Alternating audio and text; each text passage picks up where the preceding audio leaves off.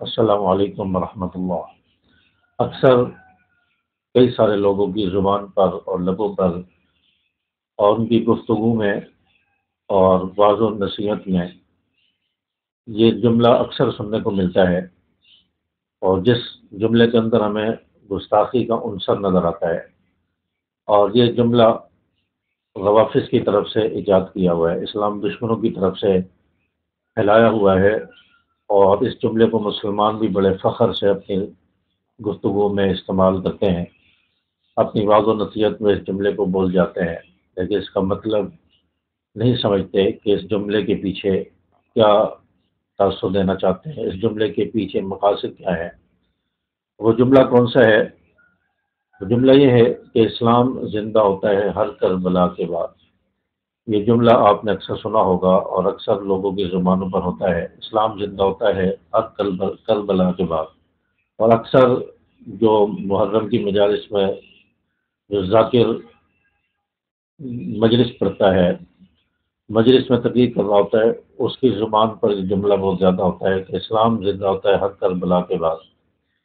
تو دیکھیں، اسلام تو کربلا سے کئی سال پہلے آیا ہے، اور رسول اللہ صلی اللہ علیہ وسلم کربلا کے واقعے سے کئی سال پہلے دنیا میں تشریف لائے اور اسلام پھیلا، اور کربلا کے واقعے کے پیش آنے سے بھی کئی سال پہلے دنیا سے رحلت فرما گئے۔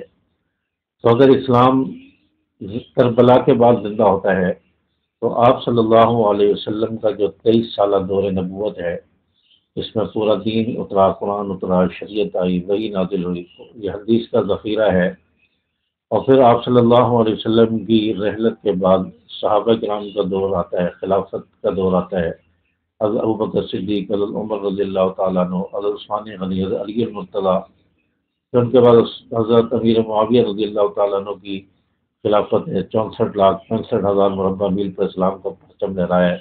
پھر تابعین، تبع تابعین، ائمہ مجتہدین، فقہاء، اولیاء کا دور آتا ہے۔ تو کیا یہ سارے ناکام چلے گئے؟ ان کے دور میں اسلام زندہ نہیں ہوا، نبی کے 23 سالہ دور میں اسلام زندہ نہیں ہوا، خلفائے راشدین کے دور میں اسلام زندہ نہیں ہوا، امیر معاویہ کے دور میں اسلام زندہ نہیں ہوا، تابعین، تبع تابعین، مجتہدین، ائمہ، فقہاء، ان کے دور میں اسلام زندہ نہیں ہوا، اسلام کربلا کے بعد زندہ ہوا ہے۔ تو یہ ایک گستاخی کا عنصر ہے، اور کیونکہ روافظ ان کا عقیدہ ہے کہ رسول اللہ صلی اللہ علیہ وسلم ناکام چلے گئے، رسول اللہ صلی اللہ علیہ وسلم کے بعد صحابہ بھی ناکام چلے گئے، اسلام نہیں پھیلا، رسول اللہ صلی اللہ علیہ وسلم اپنی دعوت، تبلیغ اور اپنی نبوت میں ناکام رہے۔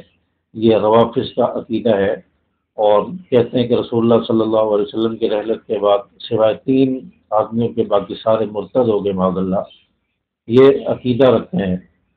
تو اس جملے سے ان کا یہ مقصد ہے کہ رسول اللہ صلی اللہ علیہ وسلم بھی، آپ کے صحابہ بھی ناکام چلے گئے، معاذ اللہ۔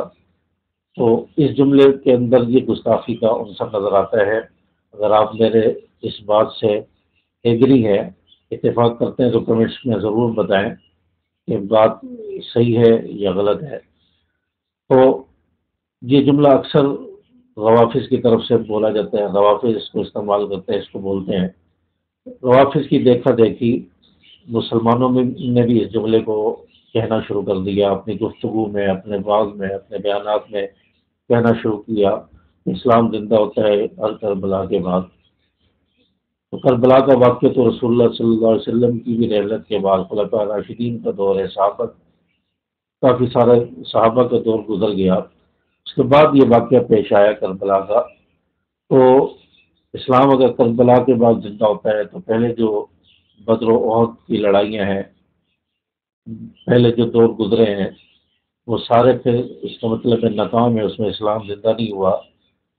پھر اسلام کربلا کے بعد پھیلا ہے، تو آپ صلی اللہ علیہ وسلم جو اسلام لے کر آئے، دین لے کر آئے، قرآن لے کر آئے، احادیث موجود ہیں، آپ صلی اللہ علیہ وسلم کی تعلیمات ہیں، ان کو کیا کہیں گے؟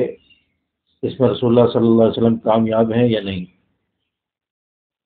مسلمانوں کا، ہمارا تو یہ عقیدہ ہے کہ آپ صلی اللہ علیہ وسلم کامیاب ہو کر گئے ہیں، آپ آخری نبی تھے، نبوت ختم ہو گئی، قرآن آخری کتاب ہے، اور اس پر ہمارا 100% یقین ہے۔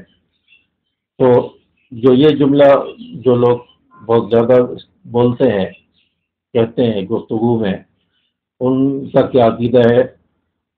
اور آج اس ویڈیو کو سننے کے بعد جو احباب، جو دوست میری اس ویڈیو کو دیکھ رہے ہیں، وہ آج کے بعد اس جملے کو اپنی گفتگو سے جو ہے ریموو کرنے کی کوشش کریں، اس جملے کو ختم کرنے کی کوشش کریں۔ یہ روافظ کی سازش ہے، اور مسلمان بھی اس جملے کو دیکھا دیکھی میں بولنا شروع ہو گئے ہیں۔ تو امید ہے کہ بات آپ کو سمجھ آئی ہوگی۔ ویڈیو کو لائک کریں، شیئر کریں۔ السلام علیکم ورحمۃ اللہ۔